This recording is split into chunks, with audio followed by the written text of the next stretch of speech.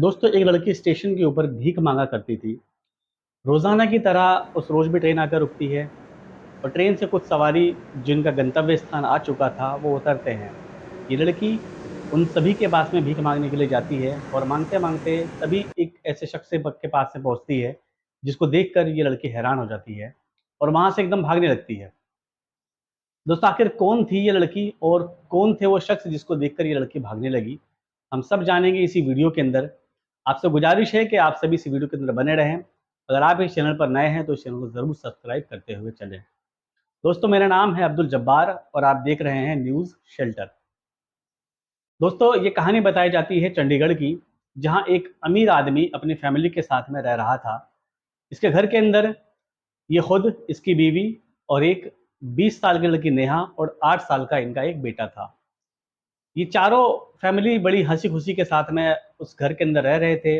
बड़ी अच्छी तरीके से इनकी ज़िंदगी बीत रही थी क्योंकि ये अमीर आदमी था, इसके पास में गाड़ियाँ बहुत सारी थी। तो एक दिन ये गाड़ियाँ चलाने के लिए एक वहीं के चंडीगढ़ के ड्राइवर होते हैं, उनको हायर करते हैं और उनको अपने पास में नौकरी पर रख लेते हैं।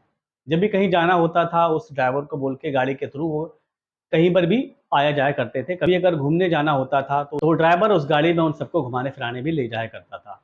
एक दिन इस ड्राइवर, जिसका नाम अभिषेक बताया जाता है, अभिषेक और नेहा की आपस में आंखों-आंखों में बातें होने लगती है।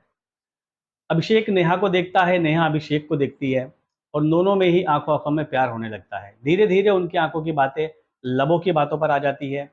धीरे-धीरे उन दोनों में दोस्ती बढ़ जाती है और उन दोनों की दोस्ती कब प्यार में बदल जाती है, इन लोगों को मालूम नहीं हो पाता।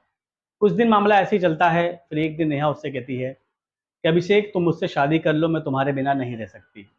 अभिषेक उससे कहता है कि नेहा, देखो, तुम अमीर बाप की बेटी हो, मैं एक गरीब ड्राइवर हूँ, तुम्हारा और मेरा रिश्ता कहाँ हो सकता है।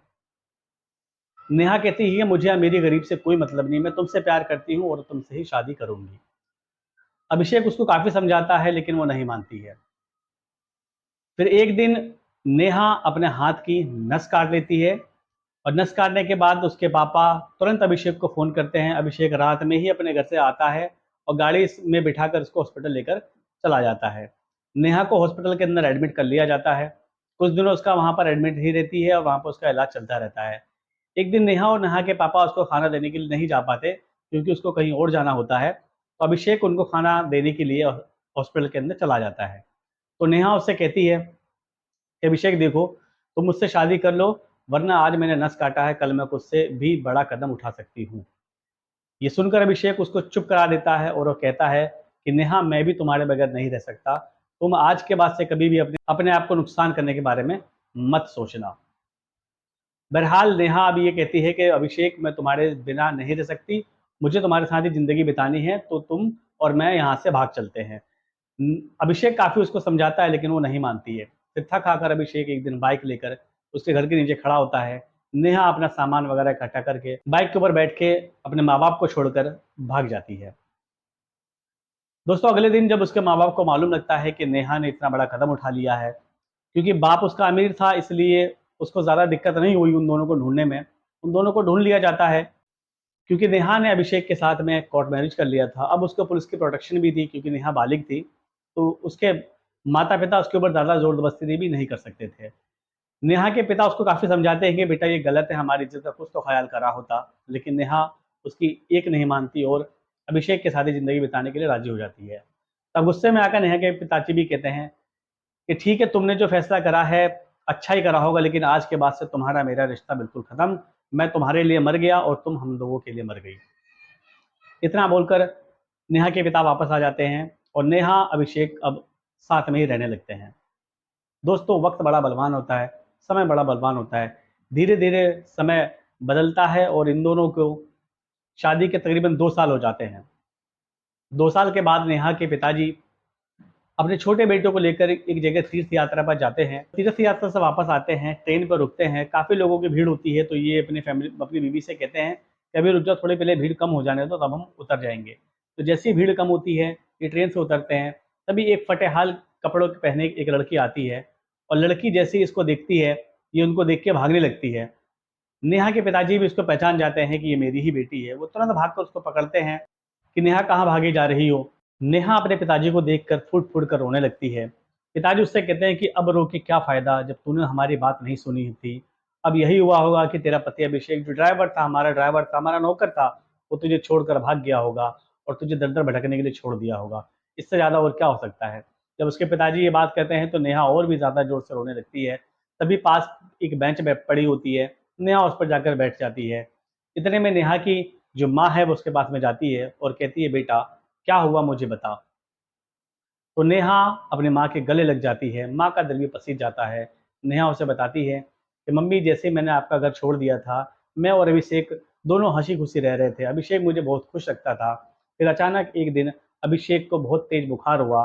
बुखार के साथ में उसको उल्टी वगैरह भी होने लगी और साथ में जिस्म के ऊपर उसके दाने-वाने भी शुरू हो गए थे। तो मैंने डॉक्टर को दिखाया, पता ये लगा जब उसकी रिपोर्ट आई तो उसको डेंगू हो गया था। मैंने काफ़ी कोशिश करी, उसकी प्लेटलेट्स काफ़ी डाउन हो गई थी। लेकिन काफ़ी कोशिश के बावजूद भी अभिषेक नहीं बच सका और मुझे इस दुनिया में तन्हा अकेला छोड़कर चला गया। उसके बाद कुछ दिनों तो मैंने जो हमारी जमा पूँजी थी उसके ऊपर मैंने गुज़र-बसर करा, क्योंकि मैं आपके घर जा नहीं सकती थी, पापा ने पहले ही रिश्ता तोड़ दिया था। तो मैं जब मेरी ये जमा पूँजी ख़त्म होने लगी थी, मुझे खाने के लाले पड़ने लगे थे, तो फिर मैंने अपनी ज़िंदगी को ख़त्म करने के लिए ही सोच लिया और इस स्टेशन पर आ गई थी कि किसी ट्रेन के आगे आकर मैं अपनी जान ही दे दूँगी। लेकिन यहाँ पे जैसे मैं आई तो देखा कि कुछ लोग यहाँ पर हैं, कुछ औरतें यहाँ पर हैं, जो भीख माँगकर अपना गुज़ारा कर रही हैं। तो मैंने उनसे पूछा कि क्या मैं भी यहाँ पर हो बैठ सक के भीख वगैरह माँग सकती हूँ? उन्होंने मेरी कहानी सुनी और कहानी सुनने के बाद उन्होंने में हाँ भर दिया और तब से लेके आज तक मैं भीख ही माँग रही हूँ। माँ ये बात सुनकर उसका दिल पसीज जाता है, माँ भी ज़ोर-ज़ोर से रोने लगती है। इतने में उसके पिताजी आ जाते हैं। नेहा की माँ उसके पिताजी को साइड में ले जाकर सारी बात बताती है। पिताजी तो आखिर पिताजी होते हैं, ये भी आखिर नेहा के पिता ही थे, उनका भी दिल पसीज जाता है। वो अपनी बेटी को के पास में जाते हैं, उसको गले लगाते हैं और दोनों यहाँ पर बहुत इमोशनल हो जाते हैं। उसके बाद नेहा के पिताजी नेहा के लिए एक गाड़ी मँगवाते हैं और गाड़ी मँगवाने के बाद सबसे पहले उसको एक अच्छे से शोरूम के अंदर ले जाते हैं। शोरूम में ले जाने के बाद उसको ढंग के कपड़े वगैरह पहनवा कर वहाँ से अपने घर लेकर आते हैं। जैसे ही आस-पास के लोग देखते हैं कि भई इनकी बेटी तो कहीं चली गई थी, उनसे पूछते हैं कि ये आपकी बेटी नेहा कहाँ चली गई थी? तो उसके पिताजी कहते हैं कि हम बड़े लोग हैं, हमने अपनी बेटी को पढ़ने के लिए विदेश भेज दिया था और विदेश से पढ़कर अभी ये वापस आ गई है। बहरहाल आस-पास के लोगों को ये सब बातें बता के वो समझा देते हैं। दिनों के बाद नेहा के लिए एक रिश्ता देखकर उसकी शादी कर दी जाती है। जब नेहा को विदा किया जाता है तो उसके पिताजी कहते हैं कि बेटा तुम्हारी पिछली ज़िंदगी में क्या गुज़रा उसको अब आज के बाद से दबा ही देना। आज से तुम नई ज़िंदगी की शुरुआत करो। नेहा भी अपना सर हाँ में हिला देती है और हँसी-खुशी उस घर से विदा हो जाती है। दोस्तों आज की इस कहानी में क्या सीख है कमेंट कर ज़रूर बताइएगा। माँ-बाप जो होते हैं कभी किसी का बुरा नहीं सोचते। अगर नेहा अपने माँ-बाप की सुनती तो शायद आज स्थिति कुछ और ही होती। दोस्तों आज की इस वीडियो में इतना ही। ये वीडियो आपको कैसी लगी कमेंट कर ज़रूर बताइएगा। मेरी कोशिश रहेगी कि अगली वीडियो के अंदर आपके कमेंट का आपके नाम के साथ ज़रूर बात करूँ। वीडियो में इतना ही, मिलते हैं अगली वीडियो में। तब तक के लिए सतर्क रहें, सावधान रहें और अपना ख़्याल रखें।